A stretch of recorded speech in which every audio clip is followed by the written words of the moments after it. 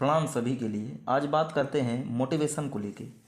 Motivation किस व्यक्ति से लेना चाहिए, कौन हमारा प्रेरणादायक बन सकता है, ऐसा कौन सा हम व्यक्ति चुनें जो हमें ऐसा ना लगे कि इस व्यक्ति ने धोखा हमको दे दिया या हमारे साथ फ्रॉड हो गया, स्कैम हो गया।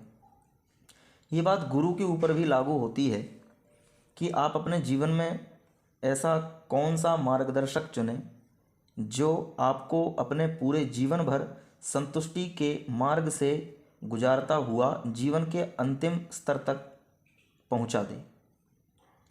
आजकल देखा जा रहा है कि मोटिवेशनल स्पीच बहुत सारे यूट्यूब चैनलों के द्वारा, बहुत सारे मीडिया या फिर बहुत सारे सोशल मीडिया या टीवी पर भी देखने को मिलती है और बाहर से मंचों पर भी ये प्रक्रिया जारी है। मैंने तो यहाँ तक भी सुना है कि मोटिवेशनल स्पीच देने के लिए कोर्स भी दिए जा रहे हैं कि आप लोगों को मोटिवेट कैसे करेंगे, इसके लिए भी कोर्स दिए जा रहे हैं।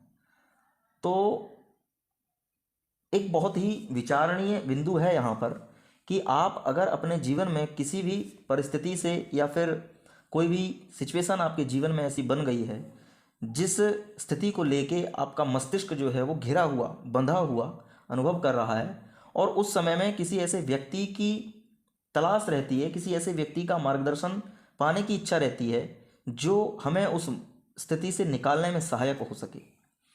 उस स्थिति में दिमाग इतना कमज़ोर अनुभव कर रहा होता है अपने लिए कि कोई व्यक्ति अगर उत्साहपूर्वक बोल रहा है या फिर हमको अगर वक्तृत्व कला से ऐसा अनुभव करा दे रहा है कि मैं आपको आपकी परिस्थिति से पूर्णतः निकालने में समर्थ हूँ।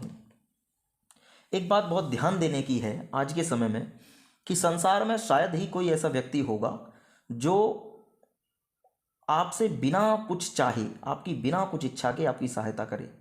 हैं ऐसे लोग हैं संसार में, मैं नकार नहीं रहा हूँ, लेकिन आपकी कोई भी उसकी कोई मांग ना हो, कोई इच्छा ना हो, ऐसा नहीं है।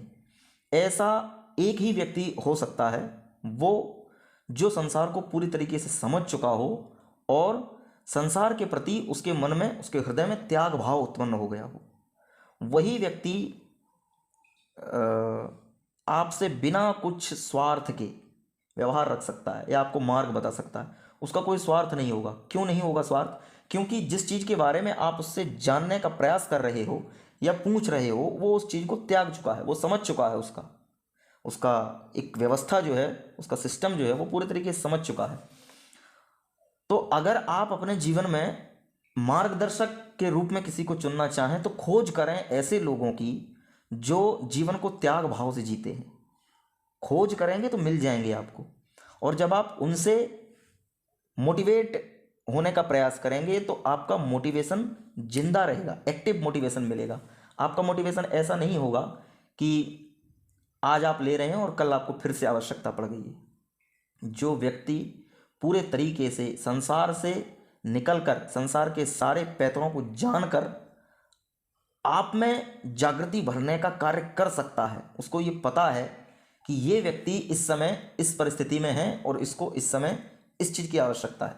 मेरे अनुसार नहीं, मैं ये कह रहा हूँ उठो, जागो, उठ जाओ, तुम रुकना नहीं, तुम में बहुत हिम्मत है। ये तो मैं अपने बल, बुद्धि, विवेक और वाणी के प्रदर्शन का प्रयोग कर रहा हूँ। लेकिन इस समय जिस परिस्थिति में आप हैं उस समय आपको किस चीज़ की आवश्यकता है, आपका सामर्थ्य कितना है और इस समय आपके लिए क्या उपयुक्त है, वो वही व्यक्ति बता सकता है जिस व्यक्ति के अंदर संसार के प्रति त्याग भाव बन गया हो। अन्यथा जिन व्यक्तियों से आप मोटिवेट होने का प्रयास कर रहे हैं वो देखा जाता है कि वो खुद फंस चुके हैं किसी कारणवशात या बंध जाते हैं, कोई घटना उनके सामने आ जाती है और वो उस चीज़ में उलझते चले जा रहे हैं। मैं किसी का विरोध नहीं कर रहा हूँ, लेकिन जो व्यक्ति संसार में त्याग भाव से रह रहा होगा उसकी संसार में कार्य करने की इच्छा कम हो जाती है। कार्य करने की इच्छा कम होने का मतलब ये नहीं है कि वो किसी प्रकार का कार्य नहीं करेगा। भगवान श्री कृष्ण ने अर्जुन को युद्ध के लिए मोटिवेट किया था, लेकिन भगवान ने ये कह दिया था कि मैं युद्ध नहीं करूँगा, मैं रथ चलाने का काम करूँगा, युद्ध तुम करो। मोटिवेट किसने किया? ऐसा नहीं कि कृष्ण युद्ध नहीं कर सकते थे, कृष्ण बहुत अच्छा युद्ध कर सकते थे। उस समय श्री कृष्ण जैसा योद्धा पूरे भारतवर्ष में नहीं था, ये पृथ्वी पे नहीं था। कृष्ण जिस भी सेना में होते थे बोलते थे, लोग बोल देते थे कि बातचीत करके मैटर सुलझा लेते हैं। तो आपको मोटिवेट करने का काम, या आप किसी मोटिवेशन को ढूंढ रहे हैं, तो ऐसे को चुने जो व्यक्ति संसार में त्याग भाव को पकड़ चुका हो। कार्य तो करेगा लेकिन उसकी इच्छा ऐसी नहीं होगी जैसे श्री कृष्ण की कोई इच्छा नहीं थी कि मैं बहुत बड़ा राजनीतिज्ञ बन जाऊं। श्री कृष्ण की कोई ऐसी इच्छा नहीं थी कि मैं बहुत बड़ा पदाधिकारी बन जाऊं। श्री कृष्ण की ऐसी भी कोई इच्छा नहीं थी कि मैं अर्जुन के द्वारा बहुत बड़ा मोटिवेशनल स्पीकर बन जाऊंगा, मेरे बोलने से श्रीमद् भगवत गीता जैसा एक ग्रंथ लिखा जाएगा, ऐसी कोई इच्छा नहीं थी। कर्म करना उनका एक व्यवस्था के अंतर्गत आता है, सिस्टम के अंतर्गत आता है, और वो सामने वाले को दिशा देने मात्र के लिए ही कार्य करते हैं।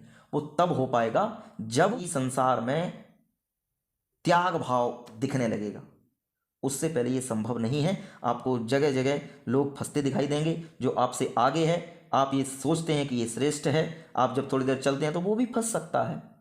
मैं ये नहीं कह रहा हूं कि आपको किसी का पीछा नहीं करना है, आप मार्गदर्शन लें, लेकिन पूर्णतः मोटिवेट होने के लिए ऐसे लोगों का चयन करें, खोजें जो वास्तविक रूप में संसार में त्याग भाव से जी रहे।